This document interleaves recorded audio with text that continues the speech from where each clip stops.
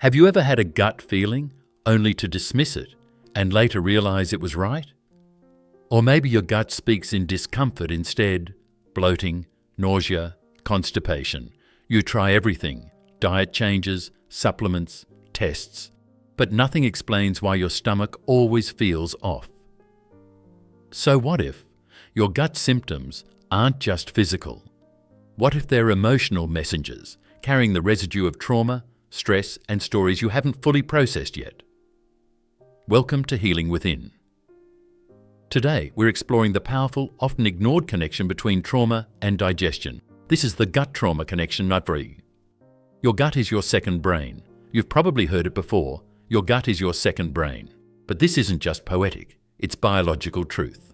Your gut has its own nervous system, the enteric nervous system, with over 100 million neurons. It communicates constantly with your brain via the vagus nerve. This is called the gut-brain axis. When your brain is anxious, your gut tightens.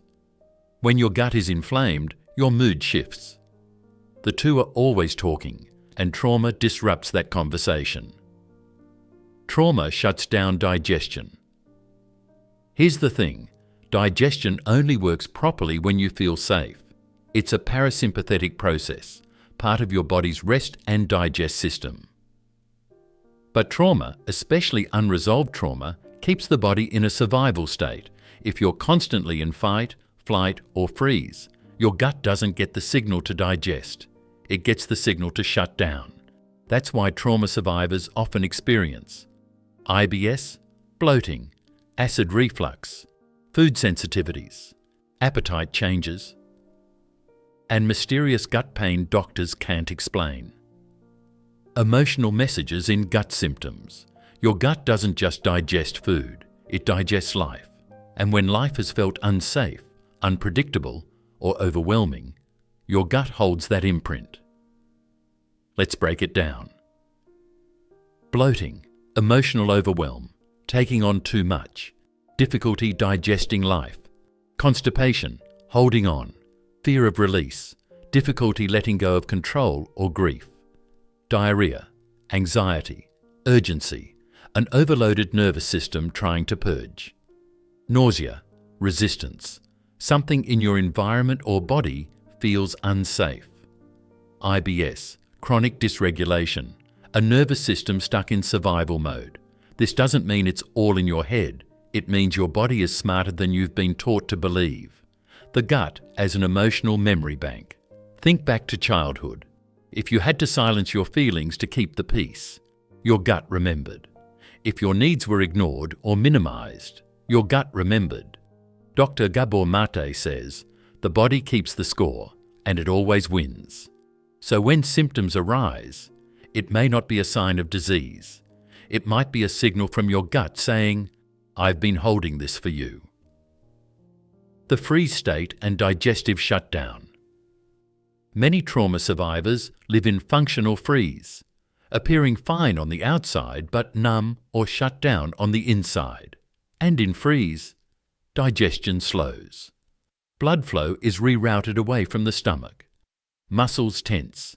The gut stops processing, not just food, but emotion if you've ever felt frozen before a meal, or nauseous when facing a conflict. That's your nervous system saying, not safe yet. How to begin listening to your gut.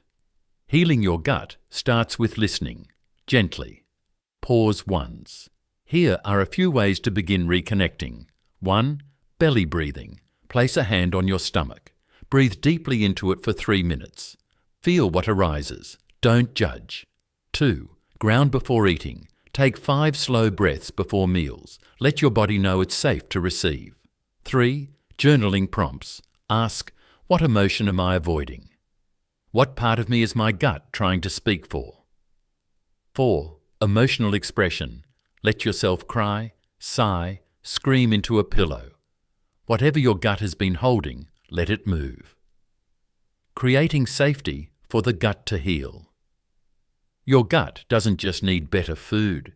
It needs safety. It needs slowness. It needs permission to rest. The more regulated your nervous system becomes, the more your digestion improves. Because the body only heals when it feels safe.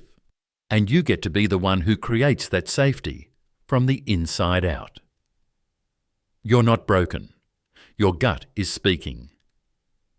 If your gut has been in pain, it's not betraying you, it's communicating. It's saying, I remember.